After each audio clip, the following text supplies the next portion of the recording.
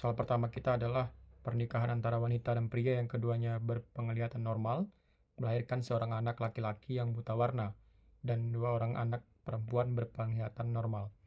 Dari kasus ini dapat diketahui bahwa kita punya opsi A, B, C, D, di mana ayah adalah homozigot dominan, ibu adalah homozigot resesif, ibu adalah carrier, ayah adalah carrier ya. Kita akan bahas untuk soal pertama ini.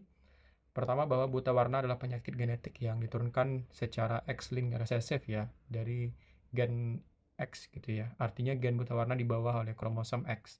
Karena pria memiliki satu kromosom X dan satu Y, cukup satu alel resesif pada kromosom X untuk menyebabkan buta warna. Perempuan memiliki dua kromosom X, yaitu XX, sehingga mereka harus mewarisi dua alel resesif untuk menjadi buta warna.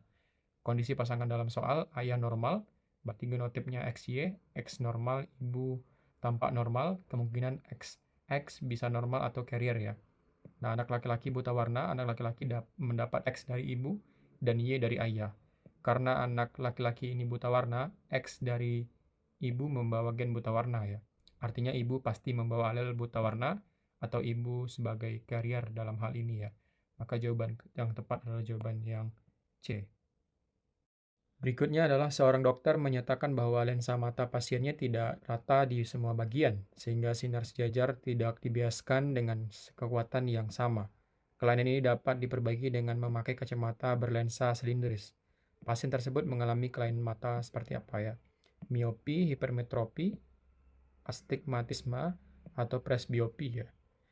Kita bisa kenali setiap kelainan dan juga beberapa kacamata yang perlu dibantunya gitu ya. Pasien dengan lensa mata yang tidak rata di semua bagian dan diperbaiki dengan lensa silindris mengalami astigmatisme ya. Maka jawaban C. Karena kalau misalkan miopi, bola mata terlalu panjang atau lensa terlalu cembung, bayangan jatuh di depan retina. Nah, kita bisa gunakan lensa cekung negatif ya untuk mengoreksi kelainan ini. Berikutnya hipermetropi, bola mata terlalu pendek atau lensa terlalu pipih. Bayangan jatuh di belakang retina, maka akan dibantu dengan lensa cembung positif.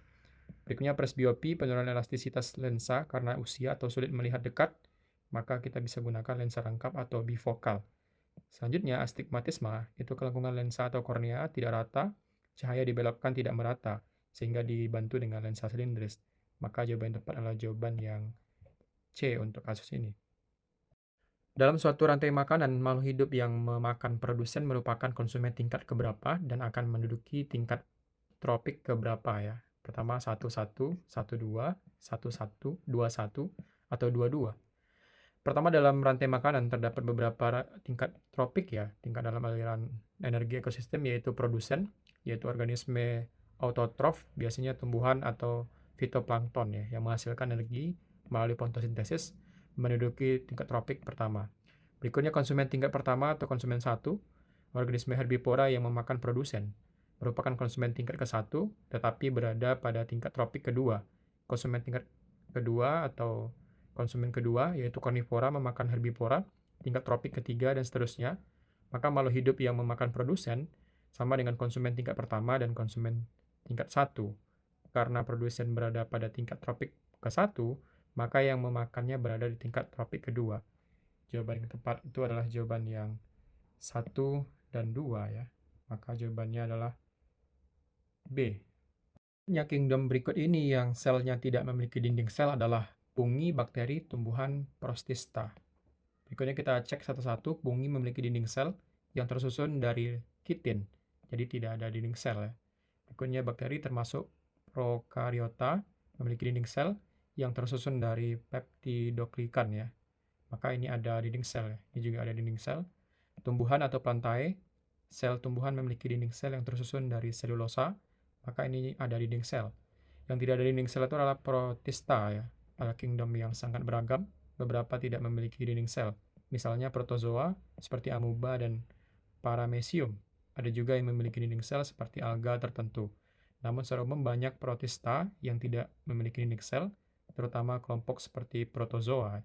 Maka jawaban tepat untuk kali ini adalah jawaban yang D, yaitu protista. Tentunya keanekaragaman hayati yang tinggi di daerah tropis dimungkinkan oleh adanya faktor berikut kecuali curah hujan yang tinggi, suhu yang hangat, perbedaan suhu yang relatif tinggi, cahaya matahari ada di sepanjang tahun. Daerah tropis dikenal memiliki keanekaragaman hayati yang sangat tinggi. Hal ini disebabkan oleh kondisi lingkungan yang labil dan stabil maksudnya, dan mendukung kehidupan sepanjang tahun. Faktor yang mendukung keanekaragaman hayati tinggi di daerah tropis, pertama curah hujan tinggi, berikutnya suhu hangat dan stabil sepanjang tahun, cahaya matahari sepanjang tahun, dan yang tiga berikutnya adalah perbedaan suhu yang relatif tinggi, bukan ciri khas dari daerah tropis ya. Daerah tropis justru memiliki suhu yang stabil sepanjang tahun. Perbedaan suhu tinggi justru lebih terjadi di iklim sedang atau kutub ya, dan menurunkan keanekaragaman hayati karena tidak semua organisme bisa bertahan. Maka jawaban yang tepat adalah jawaban yang C ya, perbedaan suhu yang relatif tinggi. Berikutnya organel sel yang berperan untuk mendetoksifikasi racun adalah lisosom, mitokondria, peroksisom, badan Golgi. Kita cek setiap organel dan fungsi utamanya ya. Pertama, lisosom itu mengandung enzim pencerna, menghancur benda asing dan komponen sel yang rusak. Berikutnya mitokondria, tempat respirasi sel, menghasilkan energi dalam bentuk ATP. Berikutnya peroksisom, mendetoksifikasi racun, metabolisme H2O2 dan asam lemak. Badan Golgi modifikasi ke pengemasan dan pengangkutan protein dan lipid. Maka jawaban tepat adalah jawaban yang C, yaitu adalah peroksisom. Berikutnya lapisan kulit pada epidermis sebagai berikut. 1. Stratum lucidum, 2. Stratum granulosum, 3. Stratum germinativum, 4. Stratum corneum. Urutan lapisan kulit yang berfungsi sebagai penghasil protein, keratin, dan sel melanosit adalah 1 dan 2, 2 dan 3, 2 dan 4, 3 dan 4. Kita cek setiap masing-masing lapisan ya. Lapisan epidermis pada kulit terdiri dari beberapa bagian ya, yang tersusun dari luar ke dalam. Pertama, stratum corneum, lapisan terluar terdiri dari sel mati dan tidak memiliki inti sel. Stratum lucidium hanya ditemukan di kulit tebal, telapak tangan atau kaki transparan.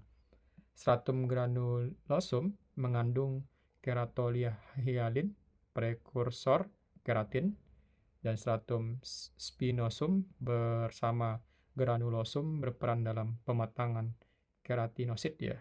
Stratum basale atau germinativum, tempat pembentukan sel baru dan mengandung melanosit. Sehingga jawaban yang tepat itu adalah jawaban yang B, yaitu 2 dan 3, yaitu stratum granulosum dan stratum germinativum, yaitu berperan dalam membentukkan protein keratin, tempat produksi sel baru, dan terdapat melanosit yang memproduksi melanin atau pigmen kulit. Ke soal berikutnya, zat cair P dan Q masing-masing bersuhu, yaitu 20 derajat Celcius untuk P dan Q 90 derajat Celcius, dicampur dalam suatu wadah yang terisolasi secara termal. Perbandingan kalori jenis kedua zat tersebut adalah Cp banding Cq, itu adalah 2:3. Jika kedua zat tersebut masing-masing bermassa 250 gram dan kalori yang diserap atau dilepas oleh wadah dapat diabaikan, suhu akhir campuran tersebut sebesar berapa? Nah, dalam menyelesaikan soal seperti ini kita bisa menggunakan asas Black ya, teman-teman. Di sini kita bisa tahu bahwa jumlah kalori yang dilepas oleh zat lebih panas gitu ya, itu sama dengan jumlah kalori yang diserap oleh zat yang lebih dingin. Artinya yang melepaskan kalori sini adalah zat Q, dan yang akan menerima kalori itu adalah zat P. Sehingga di sini kita bisa dapatkan bahwa QP gitu ya, QP itu sama dengan Q ya. Artinya kalor P sama dengan kalor Q. Nah, kalor P itu kan bisa kita tulis dengan MP dikali dengan CP gitu ya, dikali dengan perubahan suhu, atau T kurang TP. Itu sama dengan QQ, itu sama dengan massa Q kali dengan kalor Q dikali dengan perubahan kalor ya, TQ dikurang dengan T. Nah, T ini nanti adalah T campurannya ya. Oleh karena itu kita bisa dapatkan bahwa karena massanya sama-sama 250 gram, maka kita bisa eliminasi massa di sini.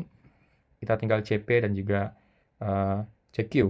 CP disebutkan bahwa perbandingan dengan Q adalah 2:3. Artinya kita bisa dapatkan di sini adalah 2C itu T kurang dengan 20 itu sama dengan 3C ya. Karena untuk Q adalah 3 dikali dengan 90 dikurang T. Nah, C bisa kita eliminasi di sini, teman-teman. Maka kita bisa dapatkan 2T kurang 40 itu sama dengan 270 dikurang dengan 3T. Yang kita pengen cari adalah T ya. T kita pindahkan ke sini, dan 40 kita pindah ke kanan, maka 2T ditambah dengan 3T itu sama dengan 270 ditambah dengan 40. Atau 5T itu sama dengan 270 ditambah dengan 40 itu adalah 310. Sehingga T itu sama dengan 310 dibagi dengan 5 itu sama dengan 62 ya. 62 derajat Celcius. Artinya suhu campurannya adalah 62 derajat Celcius. Jawaban tepat adalah jawaban yang C untuk kasus ini. Selanjutnya kita punya suatu batang tengkorak dinosaurus Parasaurolophus ya, memiliki rongga hidung yang membentuk tabung panjang yang terbuka di salah satu ujungnya. Dinosaurus diyakini menghasilkan suara dengan melewatkan udara melalui rongga dan mengatur mode dasar di dalamnya. Dengan memodelkan rongga tersebut sebuah tabung yang salah satu ujungnya terbuka dan panjangnya 2,5 meter. Jika kecepatan bunyi di udara adalah 340 meter per second, frekuensi dasar dan nada dasar pertama yang dapat dihasilkan adalah. Nah, untuk kasus tabung dengan satu ujung tertutup ya. Tabung ujung tertutup dan satu ujung lagi terbuka gitu ya. Dan satu terbuka. Frekuensi resonansi yang terjadi pada gelombang itu adalah hanya terjadi pada gelombang ganjil ya. Artinya kita bisa tuliskan untuk frekuensi rumusnya adalah Fn atau frekuensi ke N gitu ya. N dikali dengan kecepatan dibagi dengan 4 dikali dengan L. L itu adalah panjang dari tabungnya. Maka kalau misalkan di sini kita ingin cari adalah nada dasar, artinya N itu kan mulai dari 1, 3, 5, dan seterusnya ya. Berarti nada dasar itu adalah ketika N sama dengan 1. Maka dasar pertama gitu ya, ketika N sama dengan 1, maka F1 sama dengan 1 kali V, 4 dikali dengan L. Atau bisa kita tuliskan dengan 340 dibagi dengan 4 dibagi dengan 4 dikali dengan 2,5 ya. Maka kita bisa dapatkan 340 dibagi dengan 10. Kita coret, hasilnya adalah 34 Hz. Nah, itu untuk dasar pertama. Berikutnya untuk dasar kedua, artinya N sama dengan 3. Sama dengan 3, F3 sama dengan 3 kali V bagi dengan 4 dikali L. Artinya tinggal kita kalikan 34 ini dikali 3 ya. 3 kali 34 hasilnya adalah 102 Hz. Maka jawaban yang tepat itu adalah jawaban yang C, 34 Hz dan juga 102 Hz. Berikutnya kita punya kasus bahwa sepotong gabus yang mengapung di permukaan air bergerak naik turun ya ketika dilewati gelombang air yang dalam waktu 30 detik menempuh jarak 9 meter. Gabus itu bergerak naik turun 2 kali dalam 3 detik. Maka panjang gelombang air itu adalah.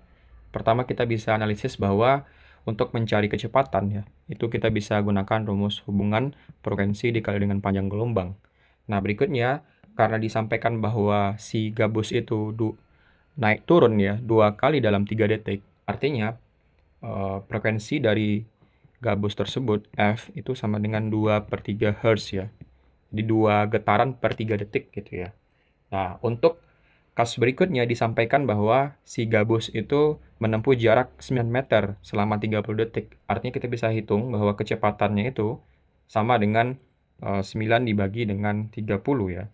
Atau sama dengan 0,3 meter per second.